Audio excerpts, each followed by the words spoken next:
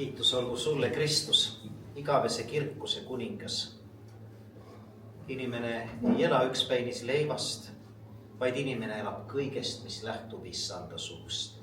Kiitus olgu sulle, Kristus, igavese kirkuse kuningas. Lugemine püha Matteuse evangeeliumist 4. peatükist. Siis viis vaim Jeesuse kõrbesse kuradi kiusata. Ja kui ta oli 40 päeva ja 40 ööd paastunud, siis tuli talle viimaks nälg kätte. Ja kiusaja tuli tema juurde ja ütles talle, kui sa oled Jumala poeg, siis ütle, et need kivid saaksid leibatuks. Aga Jeesus vastas, et kirjutatud on, inimene ei ela üksnes leivast, vaid igast sõnast, mis lähtub Jumala suust. Siis võttis kurat tema kaasa pühasse linna ja pani seisma pühapoja harjale ning ütles talle, kui sa oled Jumala poeg, siis kukuta ennast alla.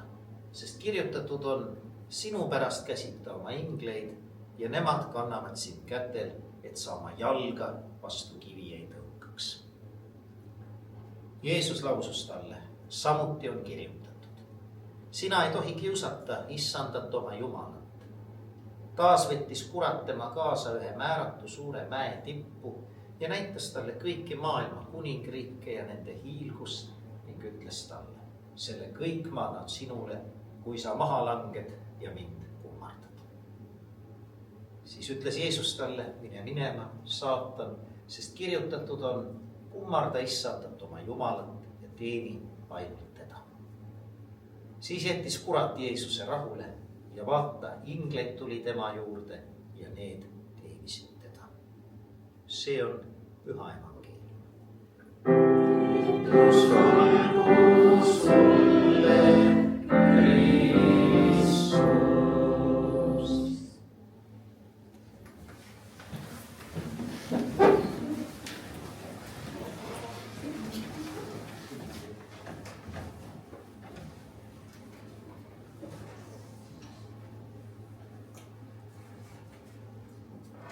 Evangeeliumides kirjeldatakse Jeesuse avaliku teenimise algust 3 etapis. Ristimine, kiusatus ja puhke- või hingetõmbehetk. Jeesus ristitakse, siis viib vaim ta kõrbesse kuradi kiusata ja seejärel öeldakse, et inglid tulevad ja teenivad teda. Ja samasugune muster või dünaamika kordub ka meie Jeesuse järgijate või ristiinimeste eludes. Ei ole nii, et kui me oleme ristitud, kui me saame kristlasteks, koguduse liikmeteks, siis tõstetakse meid kuhugi taevaliku pühaduse või puutumatuse või õndsuse seisundisse. Vastupidi, sealt algab meie teekond Kristuse jälgedes, igapäevased valikud, kiusatused ja mõnikord vahepeale siis ka hingetõmbe või puhkehetked. Ja seepärast ma arvan, on õige ja oluline ka tänasel pühapäeval asetada see kiusatus, millest üldse räägitakse, tema teoloogilisse, vaimulikku konteksti, sest eks see on üks niisugune sõna, mida on kiusatus kuidagi kergelt võtta, muuta see millekski umbes niisuguseks, nagu mulle üks hooldekodu klient, kes anekdootide raamatut luges, ma ütlesin, räägi mulle ka mõni, siis rääkis sellise loo, et läheb Juku ja vaatab, et ema sööb kinnisilmi kooki. Ja küsib, et miks sa kinnisilmi sööd seda kooki? Aga arst ütles ju mulle, et sa ei tohi koogi poole vaadatagi. Ja ega need ei ole ainult anekdoodid, ma olen ise mõne aasta eest Suurbritannias ühe seltskonnaga külastanud moslemite peetud restorani, kus alkoholi tilkagi ei müüdud, aga kohalikud ütlesid, et oma pudeliga võib minna. Selle vastu meil pole midagi. Ja kõik nii tegidki, ostsid kõrvalpoest kvaliteetveini kaasa ja läksid siis, lasid moslemitele endale lauda roogi kanda. Aga tegelikult ei ole kiusatus nii, nagu seda meile vaimulikus elus kirjeldatakse, mingi niisugune kalambuur, millest peaks kuidagi kavalate nippidega üle saama, vaid see on midagi päris fundamentaalset. Läheme korra tagasi. Matteuse evangeeliumi 3. peatükk jutustab Jeesuse ristimisest. See on siis lugu, mis vahetult eelneb tänasele evangeeliumile. Ja siin öeldakse, kui nüüd Jeesus oli ristitud, tuli ta kohe veest välja ja vaata, taevad avanesid ning ta nägi, kuidas Jumala vaim laskus otse kui tuvi ja tuli tema peale. Ja ennäe, hääl taevast ütles, see on minu armas poeg, kellest mul on hea meel.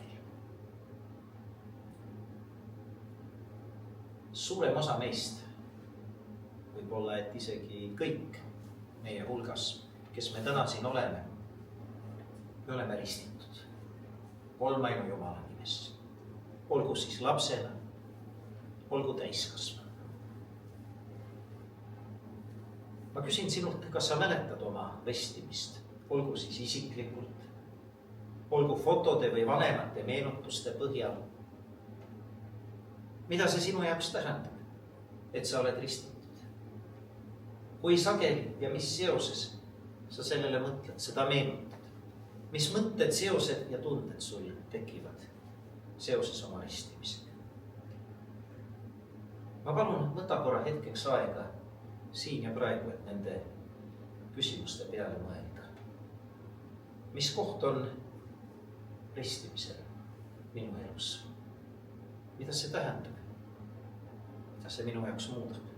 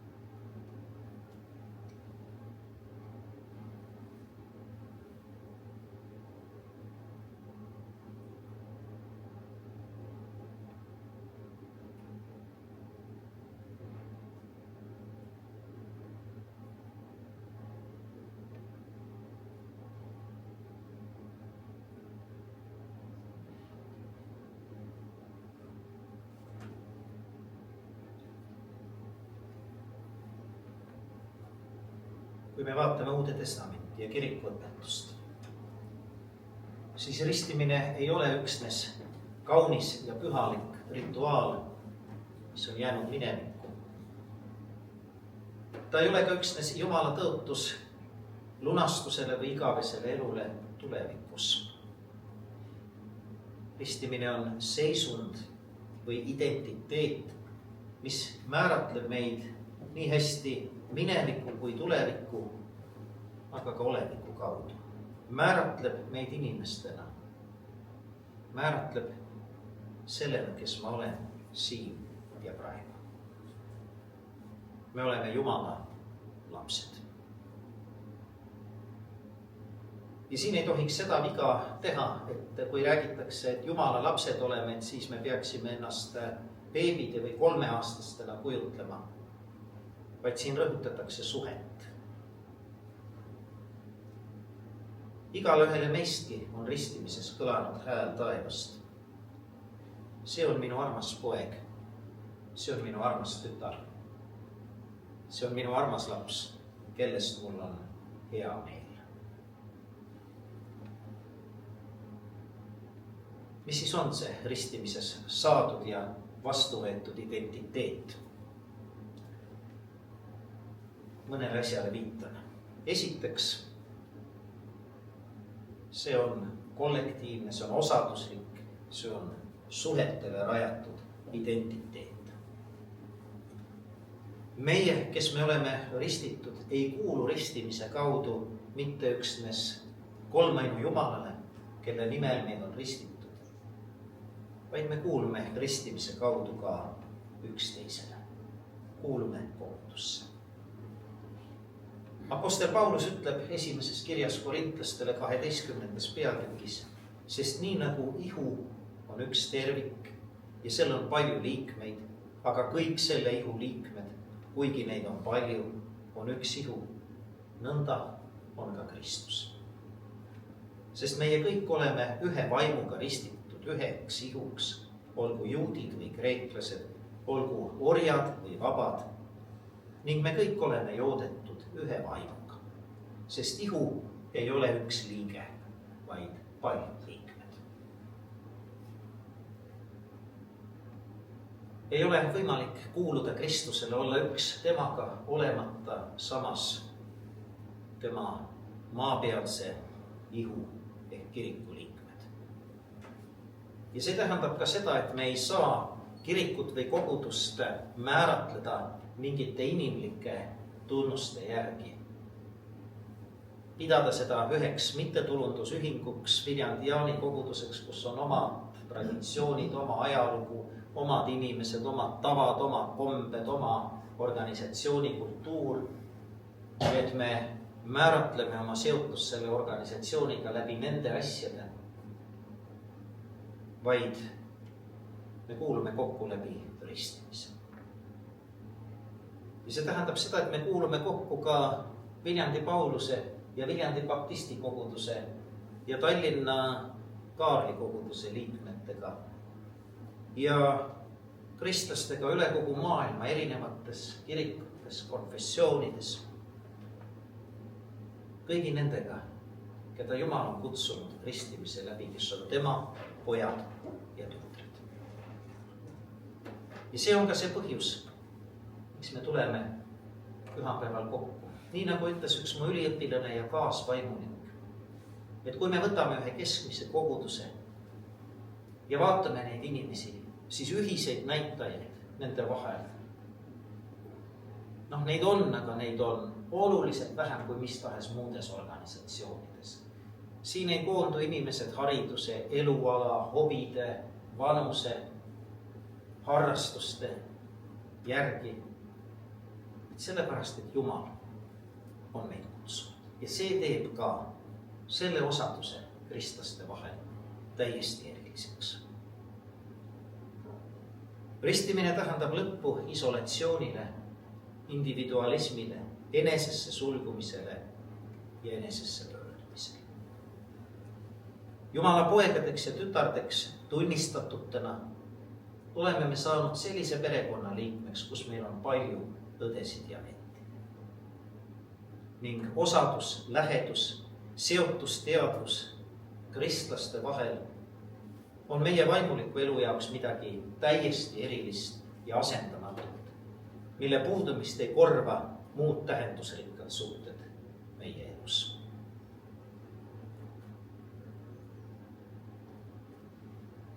Olla koos nendega, kellega oleme joodetud ühe vaimuga, kinnitab, tugevdab ja võimendab meile ristimises antud identiteeti. Võib-olla on meil siin Eestis sellises pluralistlikus ühiskonnas sellest natukene raske aru saada. Ma puutusin sellega kokku vesteldes nädalapäevad tagasi, olles perereisil Punasel merel reisikorraldajatega, korraldajatega, kelle puhul ma märkasin, et ta on teistmoodi nimega kui araablased.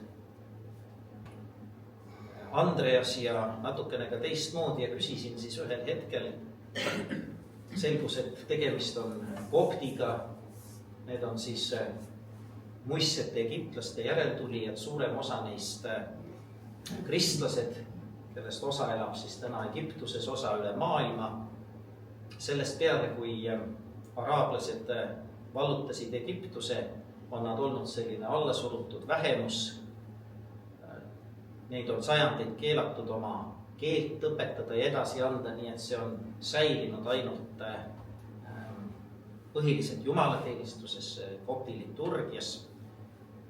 Aga ta ütles ka, et kõik koptid kannavad tätoveerituna oma käe peal, tõmbas varruka üles ristimärki, mille järgi nad üksteist ära tunnevad ja ka kinnitavad oma sellises ühises identiteedis, et nad on koptid, et nad on egiptlased, et nad on kristlased.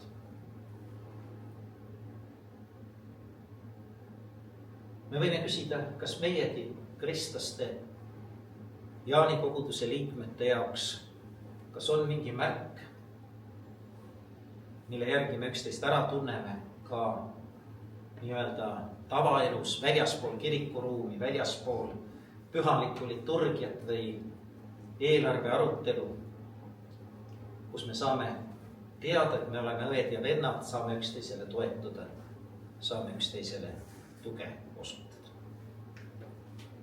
Ja teiseks, ristimises on meile antud uus elu, mis on vaba patu orjusest. Kristus mitte ei anna meile üksnes pattusid andeks selles mõttes, nagu me võib-olla seda mõnikord natukene niimoodi lapsikult endale ette kujutame, et nii nagu see, kui laps saab ema või isa käest andeks või kooliõpetaja käest, siis see enamasti tähendab seda, et karistust ei järgne. Hea küll, võib minna.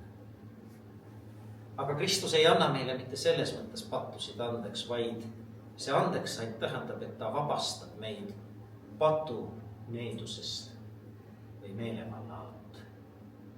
Sest patt ei ole eeskätt ainult süü, millel on karistus, vaid patt on haigus, millest Kristus meid tervetab. Paulus kirjutab roomlastele, meie, kes oleme patule surnud, kuidas saaksime selles veel elada? Kas te siis ei tea, et kes me iganes oleme Kristusesse, Jeesusesse ristitud, oleme ristitud tema surmasse, et otse kui Kristus on äratatud üles surnuist isa kirkuse läbi, nõnda võime ka meie käia uues elus. Head sõbrad, see ei tähenda nüüd täiuslikkuse saavutamist mingite moraalsete standardite kohaselt või seda, et kristlastena me uues elus käies enam kunagi ei väärataks.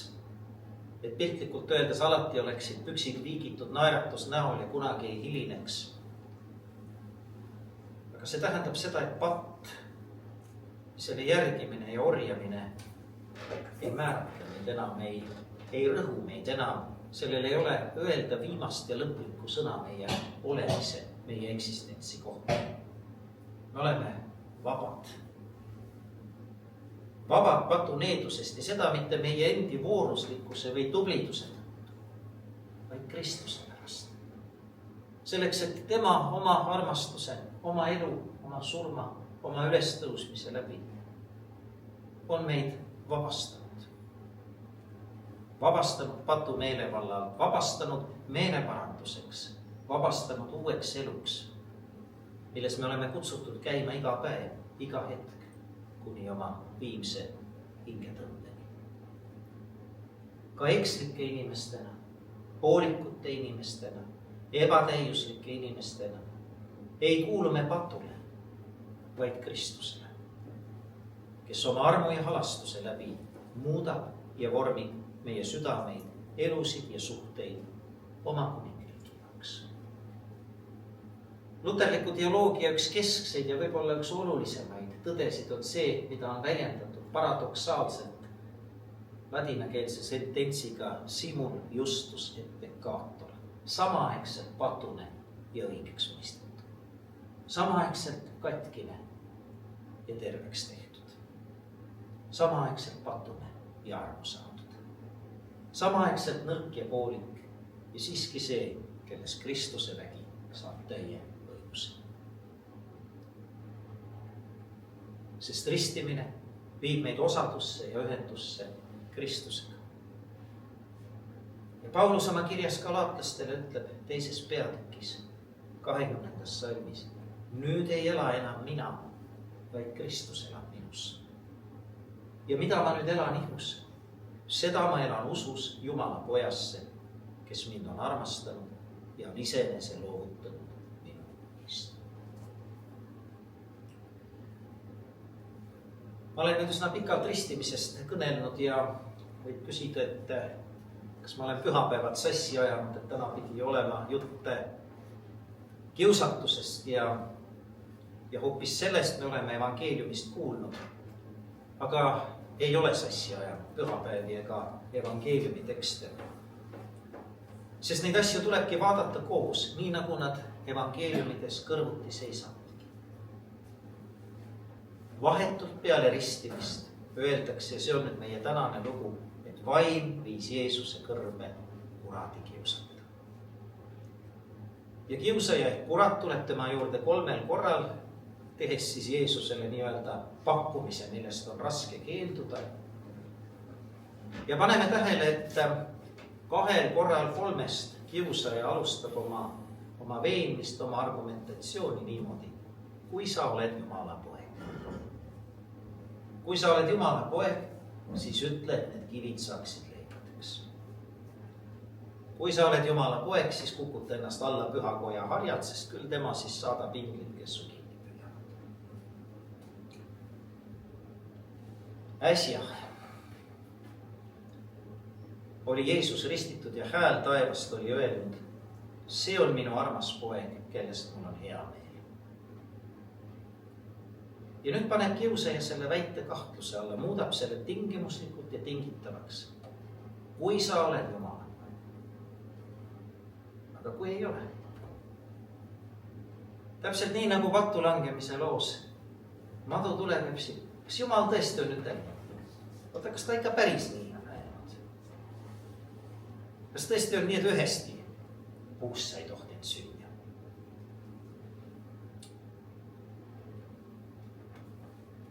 Kui sa oled Jumala poeg, no mis siis, kui ei ole? Tõesta seda. Aga kui sa ei saa hakkama, ei suuda seda tõestada, mis siis on?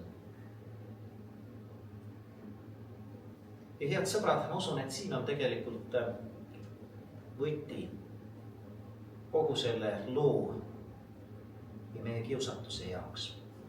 Ma usun, et küllap see ongi meie esimene ja kõige suurem kiusatus. Kõikide kiusatuste ema. Kõigi kiusatuste juur. Kahelda Jumala tõotustes. Kahelda oma jumalikus päritolus. Kahelda oma seisuses Jumala lapsena. Kahelda ristimises antud armus. Ja seda just see kiusaja püüab teha. Et ta selle ristimises antud armusele Jumala lapse seisuse seab kahtluse alla. Ja see ei pruugi tähendada seda, et meil nüüd väga sügav teoloogilised arutelud peas hakkavad ringi käima. Vaid kiusaja võib selle kahtluse alla seada ka palju lihtsamal ja vaisemal moel. Muuta see tingimuslikuks, kui sa oled kristlane, kuidas sul siis need ja teised asjad elus juhtuvad, kuidas sul siis see abielu purunes või miks sa haigeks jäid või mismoodi seal Ukrainas, kus see Jumal siis ikka on, et ta laseb sellel kõigel juhtuda.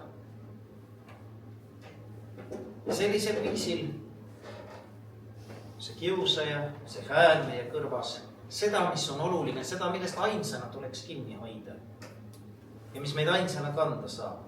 See nagu seatakse kahtluse alla, seda pisendatakse, madaldatakse, naeruvääristatakse, degradeeritakse.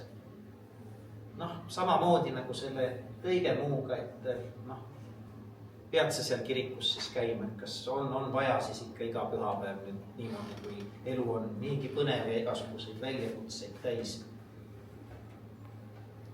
Ja siis kõik need tuhanded hääled meie peas ja südames, meie ümber ja seas, mis meile kogu aeg igasuguseid asju ütlevad. Et sa oled väärtusetu, luuser oled, sa oled tühine, läbikukkuja, sa ei ole tore inimene. Sa pead ennast kogu aeg tõestama, teostama, reklaamima, müüma. Sa pead olema tubli, eriline, silma paistev. Pead saama endale tähelepanu, tunnustust, lugupidamist, pead kõigile meeldima ja vaata seda kõike saan sulle anda mina. Tule ainult ja kummarda mind. Ega palju ei olegi vaja, kummarda minu ette. see tühine 3 tilka verd. Ja siis sa annad oma aja, oma energia, oma elu, oma südamevere. Ja sa jääd ilma sellest, mis ainsana võiks sind hoida, kanda, su elule mõtte anda. Ja see on see kiusatus, salata maha oma ristimine. Salata maha oma seisund ja seisus Jumala lapsena. Kahelda selles, kes ma inimesena olen. Ja mõelda, et võib-olla olen ma riigiametnik või piiskop või abikaasa või ema või isa või ärimees, ettevõtja, vanur, nooruk, mees, naine, abielus lahutatud, samasooline, erisooline. Ja mida me siia kõik veel panna võiksime? Kas ma püsin selles, et ma olen Jumala poeg või tütar? Selle salgamine, sellest lahti laskmine on meie tõeline kiusatus. Ja ütleme nii, et see, mis järgneb, see kõik muu, see on pigem nagu vormistamise küsimus. Kui selle küsimuse või selle tõotuse ette, et me oleme Jumala poeg ja tütar, kui sinna on ette on asetatud see kui, siis kõik muu on vormistamise küsimus. Aga teiselt poolt, nõnda kõneleb ka tänane evangeelium meile sellest, et selleks, et seista kiusatustele vastu, see ei sõltu eeskätt mingitest paastudest ja palvetest ja lihasuretamistegudest ja annetustest. Mitte, et need nüüd halvad asjad iseenesest oleksid. Aga need ei määratle meid, vaid kiusatustele vastu seismine tähendab öelda jah oma ristimisele. Öelda jah sellele häälele taevast, kes meid ka kõige viletsamatel hetkedel, kõige läbikukkumise kogemustel, kõikides olukordades tunnistab meid oma poegadeks ja tütardeks, kellest temal on hea meel. Ja see on viimselt ainus, mis kehtib, see on ainus, mis loeb, see on ainus, mis maksab. Kõik muud rollid, karakteristikud, saavutused, läbikukkumised, see on vaid virvatuli, pettekujutlus või mirage. On tegelikult vaid üks eesmärk meie elus, üks allikas, üks fookus, üks tähendus. Ja nagu räägib tänane evangeelium, see ei ole kuulsaks ja edukaks saamine. See ei ole rohkem raha, kinnisvara ja väärtpaberid. See ei ole see kõige püham, kõige õigem, kõige eeskujulikum inimene olemine, kellel on alati õigus ja kes alati saab teistele koha kätte näidata. Neid asju pakub meile kiusaja. Aga see, mida pakub Kristus, on Jumala kuningriik. See on Jumala arm. See on Jumala tingimusteta arm, halastus ja heldus, selle vastuvõtmine, selle enese kohta kehtivaks tunnistamine, aga sellega teiste kohta kehtivaks tunnistamine. Sest samamoodi nagu minu Jumala lapse staatusel ei ole ees kuid, ei ole seda ka minu õe või venna Jumala lapse staatusel. Ka tema on Jumala armas poeg või tütar, ükskõik, mida mina parasjagu tema kohta ka ei arvaks.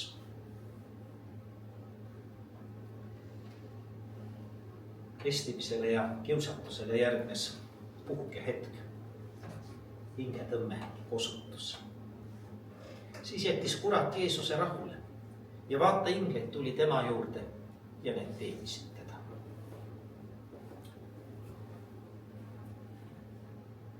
See ei olnud Jeesuse elus esimene ka viimane kiusatus. Evangeelium kirjeldab neid veel. Ma ei jõua nendest kõigist täna rääkida, pikale läheks, nagu nii on läinud juba pikale. Aga see puhkehetk anti. Ja nii on ka meie elus. Et Jumal ei eelda, et me 24/7 ja kogu aeg jaksame võidelda kiusatustega. vaid meile antakse siin elus ka hetki, mil Jumal ise kannab, laseb meid puhata ja saadab oma ingleid meid teenima. Lõplik hingamine on loomulikult see, mis meil on alles tõotatud. See, mis kord saabub siis, kui kõik kuri on kõrvaldatud ja kogu maailm uueks loodud. Aga Hebrea kirjas öeldakse, nii on siis Jumala rahva hingamisaeg alles ees. Olge magarad sellesse hingamisse astuma, et kedagi ei leitaks maha jäänud olevat. Aga ometi, nii nagu Jeesusele kingib Jumal ka meile, juba meie maises elus, meie rännakul hingamise ja kosutuse hetki. Mõnikord on meil raske neid hetki ise endale kinkida. Aga Jumal meile neid hetki annab. Ja ma ei räägi siin praegu mingist unistuste puhkusest, kvaliteetajast kuskil palmi all või mingist niisugusest erilisest ettevõtmisest. Vaid Jumal võib meile ka argipäevas, ka suure valu ja vaeva ja väsimuse hetkel kinkida neid hetki, kus me tõesti anname kõik tema hooleks ja tunneme, et olgu mis on, aga ma ei pea omast jõust edasi pingutama. Ma ei pea omast jõust ka selle kiusajaga võitlema, vaid ma võin hoida issandast kinni. Üheks kõige vahetumaks ja ilusamaks hetkeks, mil Jumal meid oma andidega teenib, mil ta meid kosutab ja julgustab, on jumalateenistus. See, mille kohta vanas keeles öeldaksegi hingamispäev.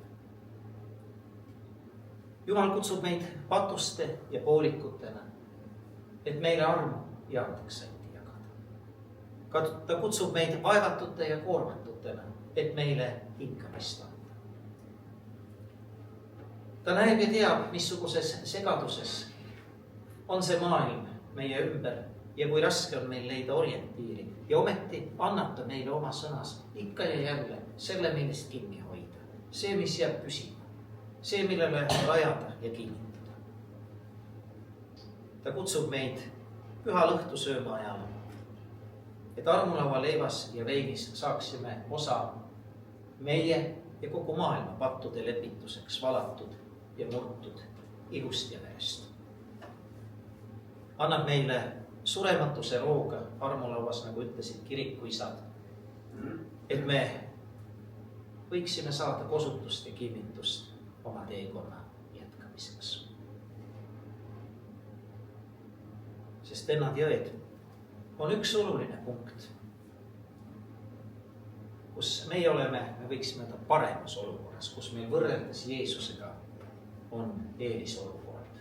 Siis, kui me läheme läbi oma kõrbete ja oma kiusatuste ja oma testide. Ja see eelis või see paremus on selles, et me ei ole üksi. Jumala poeg, kiusatuse, kuradi, patu ja surma võitja on tõotanud olla iga päev ja iga hetk meie juures ajastu otsa.